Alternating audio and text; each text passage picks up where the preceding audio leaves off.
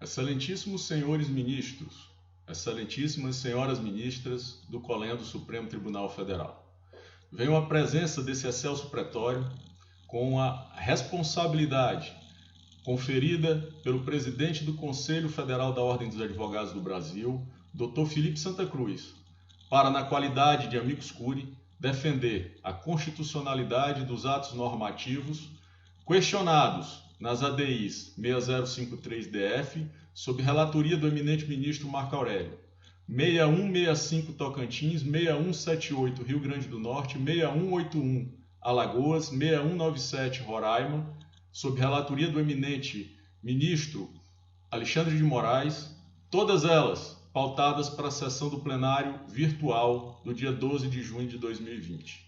E faço isso, excelências, pela seguinte ordem de razões.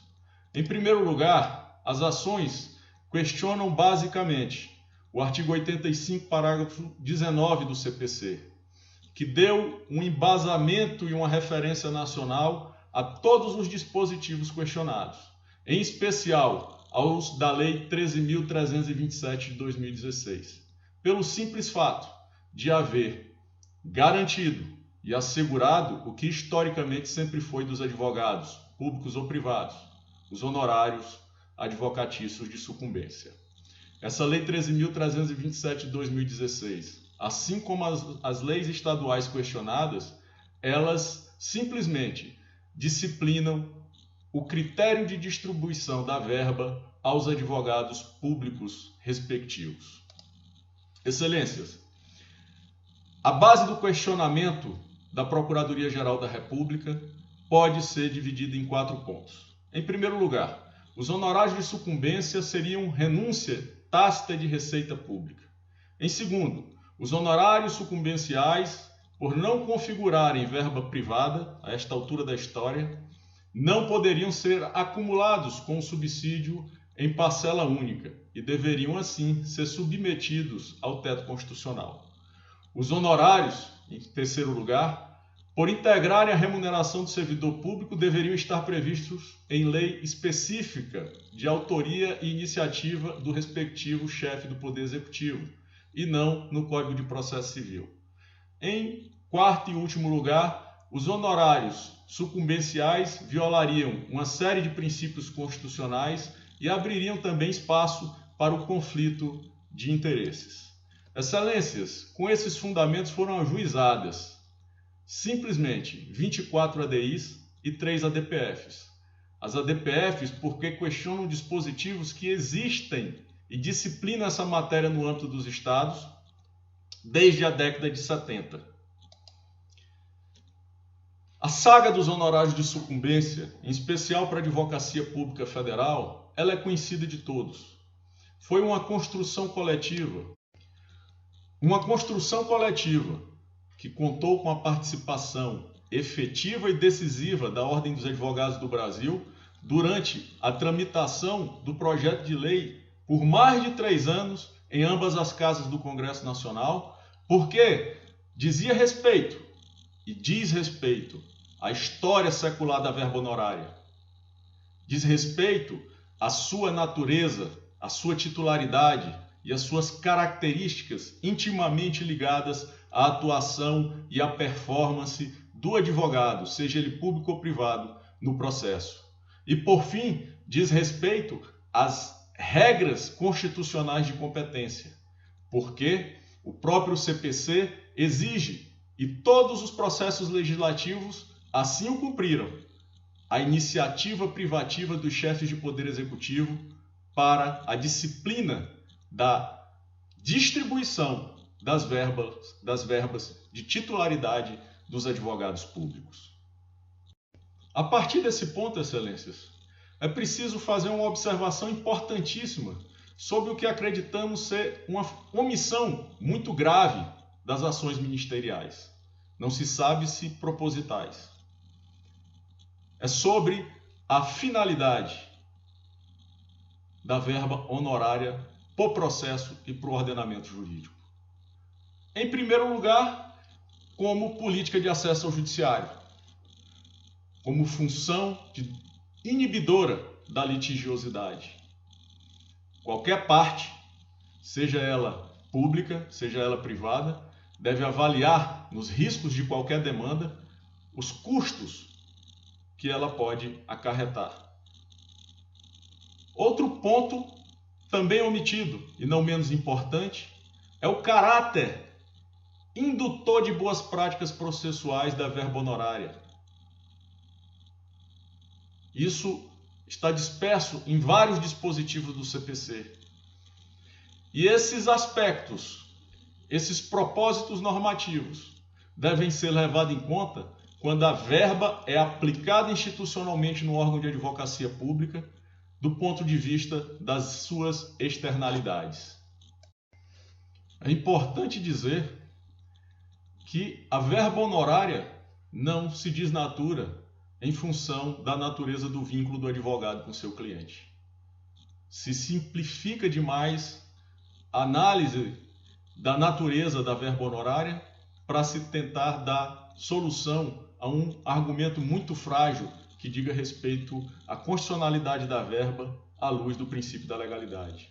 A legalidade existe a partir de uma lei nacional, que é o Código de Processo Civil, de outra lei nacional, que é a Lei 8.906 de 1994, o Estatuto da Ordem dos Advogados do Brasil, e da legislação esparsa dos entes federados, a partir da Lei 13.327 de 2016, que não cuidou de uma inovação no ordenamento jurídico pátrio, porque ela, inclusive, se embasa na legislação de vários estados sobre os critérios de distribuição dos honorários de sucumbência aos advogados públicos.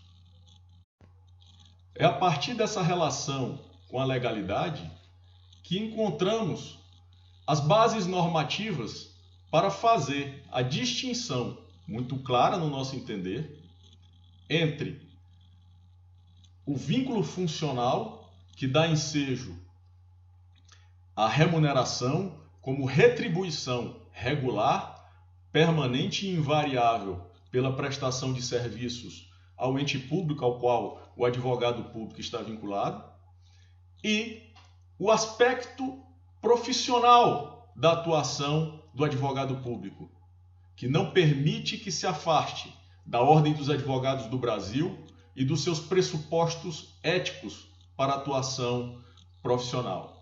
Sendo assim, não há qualquer incompatibilidade entre a remuneração, seja comum ou na forma de subsídios, e os honorários de sucumbência, verba de titularidade dos advogados, públicos ou privados, de natureza privada e paga pela parte sucumbente, a parte adversa no processo. À luz do princípio da isonomia, não há qualquer drama ou violação a preceito constitucional, porque cada categoria de servidor público tem suas peculiaridades. Nenhuma carreira que não seja de advogado pode pretender receber honorários. E aqui não há nem equivalência na concorrência entre carreiras do ponto de vista remuneratório ou de rendimentos. Porque os subsídios dos advogados públicos são menores do que os subsídios de delegados da polícia, do que os subsídios de magistrados federais, isso em 32%, e do que os subsídios dos membros do Ministério Público Federal, na ordem de 35% de defasagem. Dito isso, também não há qualquer drama ou dilema em relação ao teto remuneratório.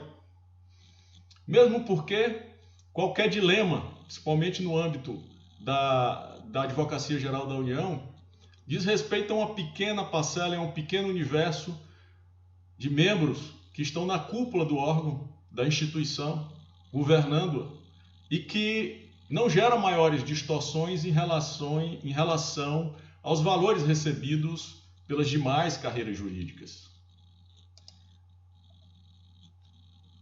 A AGU, nas suas manifestações, esclarece isso. O Conselho Federal também, quando diz que, de fato, não há na legislação questionada em quaisquer das ações diretas sobre apreciação desse egrégio Supremo Tribunal Federal. Não há qualquer autorização ou declaração de que a verba de sucumbência possa ser paga acima do teto constitucional. Se trata de mera elucubração. E no âmbito federal, a Lei 13.957 de 2019 resolveu a questão, dizendo que como critério de distribuição não se pagará acima do teto constitucional. Estabelecidos esses parâmetros formais e materiais de legalidade na percepção de honorários advocatícios de sucumbência por advogados públicos, é importante nos ocuparmos, ainda que por um breve instante, sobre a incidência do princípio da moralidade nessa questão que se coloca perante esse excelso pretório. No julgamento do RE 407/908, também de relatoria do eminente ministro Marco Aurélio, a primeira turma desse colém do Supremo Tribunal Federal, ao contrário do que alega o órgão ministerial nas suas ações, reconhece que implica violência ao artigo 37 da Constituição Federal a ótica segundo a qual, ante o princípio da moralidade, surge insubsistente acordo homologado em juízo, no qual previsto o direito de profissional da advocacia, e ali se tratava de advogado de estatais, detentor de vínculo empregatício com uma das partes aos honorários de sucumbência. Na mesma ocasião, o eminente ministro Marco Aurélio reconheceu que antes do estatuto atual, Estatuto da Advocacia, a jurisprudência já era no sentido de reconhecer a verba honorária aos advogados públicos ou privados. Hoje, o Estatuto, a Lei 8.906, revela que os honorários são do profissional da advocacia e não de quem, porventura, tenha contratado esse profissional. E o eminente ministro Luiz Fux arremata nas discussões quando se reporta ao novo Código de Processo Civil e cita que ele traz regra expressa no sentido de que os honorários de sucumbência são, sim, direito autônomo, não compensável na sucumbência recíproca. Por fim, o Conselho Federal da Ordem dos Advogados do Brasil, assim como a Organização para a Cooperação e Desenvolvimento Econômico, a OCDE, reconhecem nos honorários de sucumbência pago aos advogados públicos um rendimento de alta performance e, por isso, reconhecido como boa prática administrativa em diversos países do planeta. Vou citar aqui Itália e Espanha. Tal modelo se mostra bem sucedido em termos de retorno financeiro ao Estado, e os números da AGU dos últimos anos revelam isso com muita propriedade, porque estão acostados aos autos da ADI 6053. Além disso, a remuneração baseada na eficiência é comprovadamente um estímulo à qualificação, à busca por soluções inovadoras e à permanência de bons quadros nas carreiras públicas.